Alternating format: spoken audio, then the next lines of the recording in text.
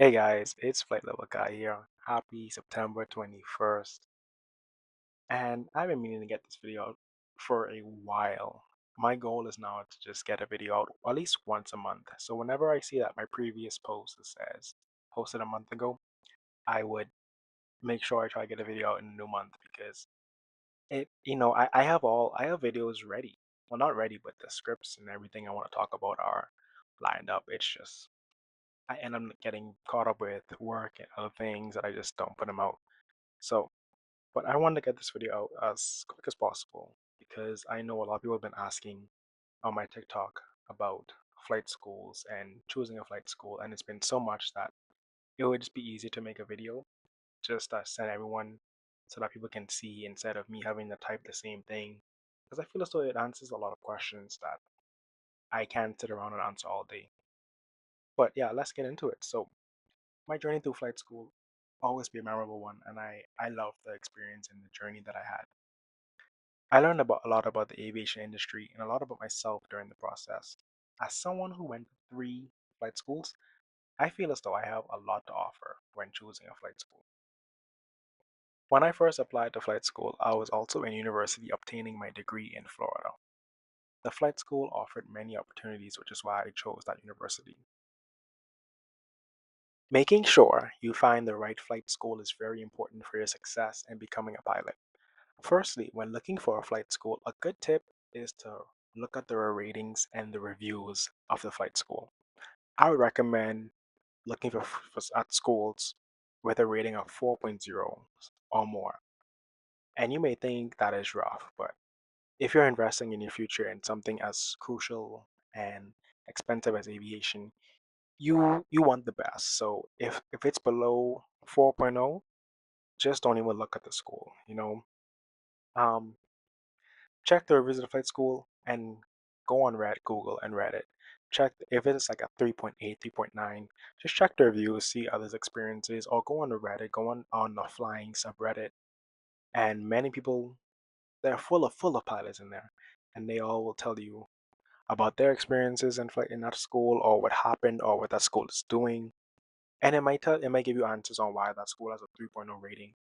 Even if it has a 4.0 rating, I want still check it out because you want to see what people expected and what they got and the experience they had, and you can hope to have that similar experience. It's also good to be aware of which reviews are the ones to believe and which ones are not to believe. At the end of the day, each person has their own unique experiences, and someone can write a review stating that this thing happened to them, but it probably happened because of what they did or didn't do. Every action has an equal and opposite reaction. Just because someone had the worst experience in the school where the most people had the best, it would be wise that they could be an outlier. It could be something else that went on, and you don't know the whole story. So I, it, I'm saying two things at once here. I'm saying look at the ones with the best reviews, but even if you're seeing someone who had a negative experience, do not internalize that. You know. Another thing to look out for in flight school, you want to be sure that they have a good maintenance program. It's crucial that the flight school has a good maintenance program because you want to make sure the airplanes are good and won't be down for long periods. One of the reasons I left the flight school in Port St. Lucie was because I was looking at the long term training and I saw that their multi engine aircraft were never working, and it made it hard for students and instructors to obtain their multi engine rating. I remember even talking to instructors, and a lot of them said that they had to go to another flight school to obtain their multi engine add on, and that's what other students were doing. And I thought it was so dumb because now here it is, I'm already in one flight school and I'm an international student. So now if I have to go to another flight school to get the multi-engine add-on, I would then need to get the, the I-20, the applications, and it's not like a smooth integration into that school.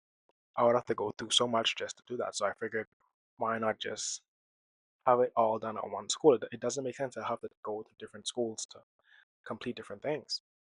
Location is another huge factor when looking for a place to train.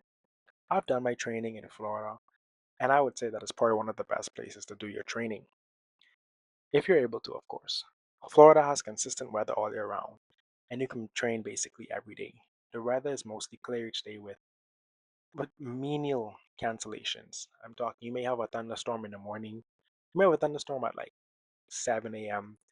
to like 8 a.m. and then you have training at 8:30.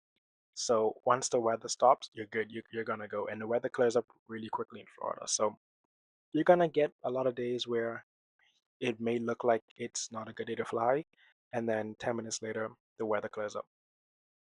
Another important tip is to make sure that flight school has enough instructors.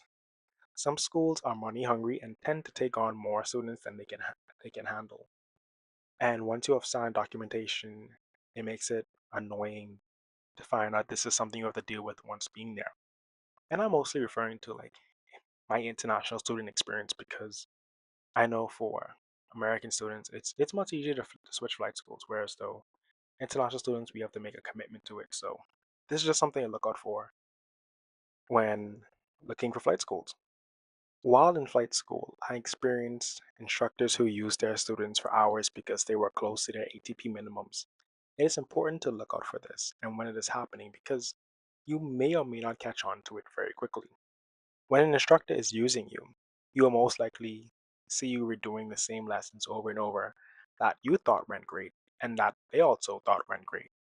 Sometimes they may say, hey, you didn't do this correctly, just to kind of have to make you repeat this procedure again. Meanwhile, you're thinking in your head, you wasted. So it is important to notice that you have to notice that you're becoming better each day, and you have to kind of judge yourself and make a judgment as well. But if multiple instructors are saying the same thing, then there's obviously it's a you problem. But there's also a fine line where you're doing everything right and making progress, and the instructors say that's unsatisfactory, or you need to redo this lesson. I had similar experience where instructors would I would be doing everything correctly, and instructors would be like, oh, "Okay, let's just do it again one more time." It was a time when I was practicing my instrument reading. I started doing approaches, and again, at first wasn't too good at them, but eventually I started getting really good at them. But we ended up doing the same approach every day for like 3, 4, 5 weeks, and at some point I was like, well, what is going on? Like I know the approach in the back of my head, and somehow my instructor was saying he'll be like, yeah, you're good, but you could be better. And I understand you can always be better, but at the same time, I was at a point where I should have progressed. And I went on lessons with other instructors, and they were like, why aren't you progressing? And I'm like, I don't know. The instructor may even be keen on focusing on doing cross countries with you while having met the minimum cross country requirements for your next license or rating. You may be at the 50 hours required cross country time, but they want to keep pushing you and doing more cross countries. And they keep you hooked by saying that you're close to check ride. That's something that they say. I remember getting that, um, being told that very early on in my student pilot days, where instructors would say, "Oh, you're so close to check ride. You're a month away from check ride. You're a month away, or you're 3 weeks away from check ride." And I would be psyched up because I'm ready for check ride, and then I'm asking an instructor, "Hey, what's going on?" They're like, "Oh no, no, no." They give me excuses, excuses, excuses. I'm like, "But you guys say I'm ready. I feel ready, and we do practice grounds and orals. I'm ready, but here it is. I'm still doing. I'm not progressing as they said, and everyone says I'm ready, and then even people are asking me why aren't you taking the check right yet? And then that made me question my instructor, and it wasn't a good time. However, also being in a Part 141 school, they graded you on the first time doing a maneuver or landing. I've spoken and experienced for times when I did a steep turn and went on a stanhope by 50 feet and corrected, and they automatically fail the lesson and make me redo it the next lesson, while also not letting me practice it with time still left in my session. And that frustrated me. And if you're doing a soft field or a short field landing and you overshot it by 50 feet, they don't allow you to practice and build that skill. They just they just graded you on the first time, and they'll be like, okay, come back tomorrow and do the same thing. But if I didn't, if I overshot my maneuver by 50 feet, steep turns wise, or even my short field landing, it'll be wise to say, hey, let's practice this so you can get this down pack so that tomorrow you can ace this first time. And things like that just frustrated me because it made it seem like they wanted me to fail, to keep trying and trying over and over so I can keep giving time to the instructors. But even if you look at the ACS standards, the Airman Certification Standards, it if you're doing steep turns and you're out of standards by 50 feet or so, if you correct, and if you're able to correct yourself and get back in within standards, you're fine. You passed the exam. You don't have to be perfect on the check ride. That's the thing. I was out 50 feet, but I still corrected, and I recognized the error and I corrected it. And so why is it that you fail a lesson? Why are you judging me so hard on? You're judging me worse than an examiner would. Meanwhile, when you do a steep turn, it's not the same. You're much worse at it. So it's just things that you have to look out for. Now, beware. I'm not saying that if your instructor says if it's unsatisfactory that they're using you. Sometimes you may not be as ready as you thought. So you just have to have good judgment on these things. You have to be cautious and introspective and just because you feel like you're ready, sometimes may not be like you're ready. What you can do is also request another instructor, and a fresh set of eyes also helps as well when you're feeling this way. Because you don't want to be too cocky and you make a dangerous mistake on check ride or something because you want to rush. Another thing to look out for is that an instructor who does not value the importance of a ground lesson. While a student may be keen on flying, it is important to know that ground is just as important as flying. The more knowledge you have, the better, and the more comfortable you feel at operating the aircraft. I've had instructors where I practically begged for a ground lesson because all they focused on was flying. And whenever they decided to do a ground lesson, it seemed rushed. It was like a 20-minute ground lesson, and they would be like, okay, let's go fly. Now, on the other hand, I do think that it is possible to learn and teach yourself a lot of the things that are required of you in the Airman certification standards. It is very much possible. Um, it tells you everything you need to know before taking a check ride. So, but again, nothing beats a Jet 2 holiday. I had to put that in. Um, Nothing beats having a teacher who understands the content and is willing to explain and break information down in a way that you can understand. Um, I know for me, once I noticed this harsh, I wouldn't say a harsh truth, but once I noticed this truth, I was just I was happy. I just realized, hey, I can just teach myself this stuff on my own. And when I do ground sessions and absolutely nail them, then my instructor's like, oh, okay, like you're fine. Like you do a lot of home studying. So if you do a lot of home study, great. Just make sure you're studying correctly and you're studying the proper things and according to the ACS. Make sure you're studying according to the ACS. And also go deeper than the ACS. Even though the ACS says you're required to know this, this, and this, make sure you know deeper topics into what they're asking you.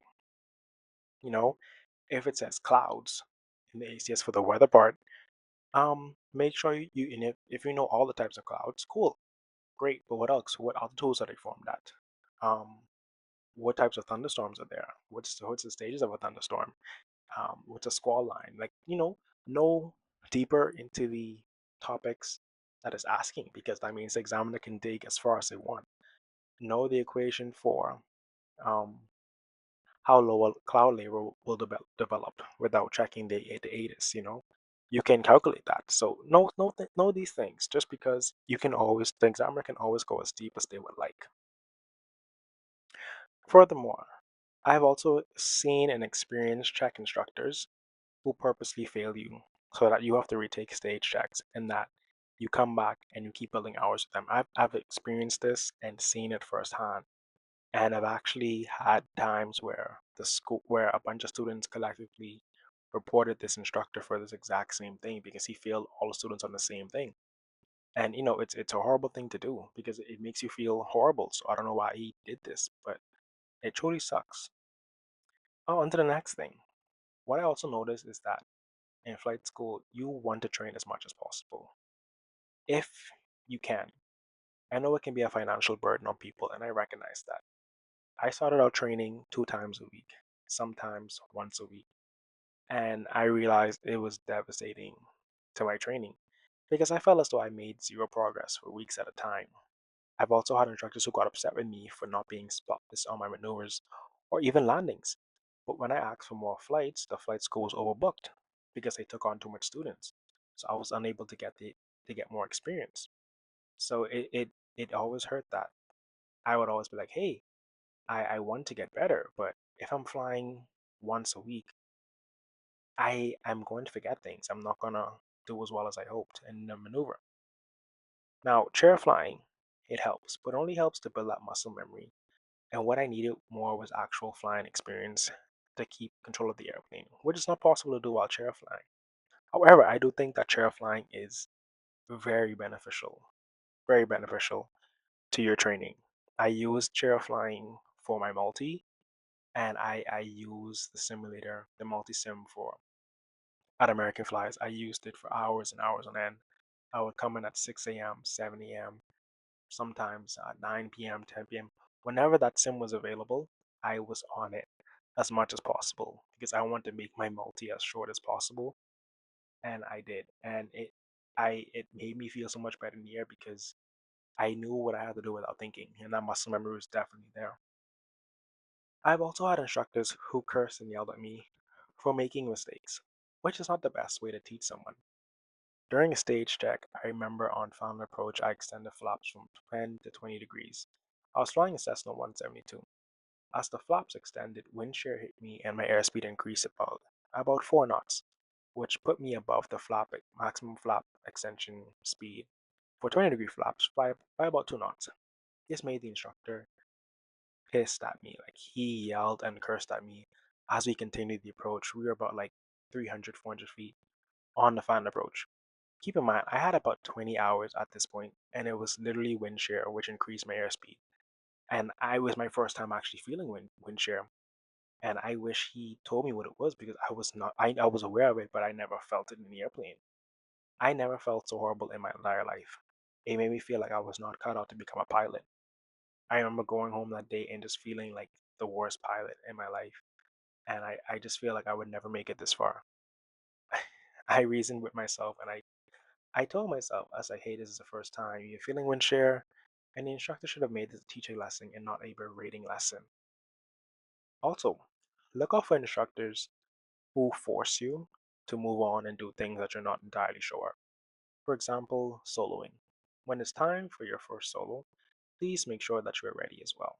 It will be nerve-wracking, but you have to know that feeling or being forced to solo when you're absolutely not ready versus when you don't feel ready because of the nerves, because they will be there regardless. So I know that I'm not saying a lot. I'm not saying a lot, but I am saying a lot in this video because there's also things to look out for, and these things come with experience and over time, and I'm just giving them to you how I received them.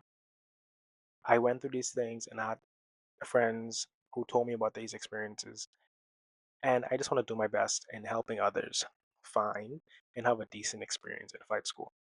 Remember, it is a journey and you will fail a lot. You will fail so much. It is important to have resilience and to keep going back and giving it your all each day. 1% better each and every day. That's all it takes. Just remember, please remember that 1% better each day. Take note of the things you did better in each lesson. If you did maneuvers and landings one day and they were horrible, and the next day you have semi-decent maneuvers and a good landing, it's a sign you're getting better. You won't be great overnight.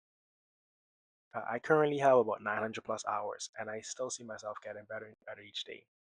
Especially when flying this Ember 145. I feel like I'm at a place where I'm good at flying it, but I see that every day I become much better, and I see that the little progresses I make, the little small progress, because at some point you're gonna make a little progress, because you have a lot of skill.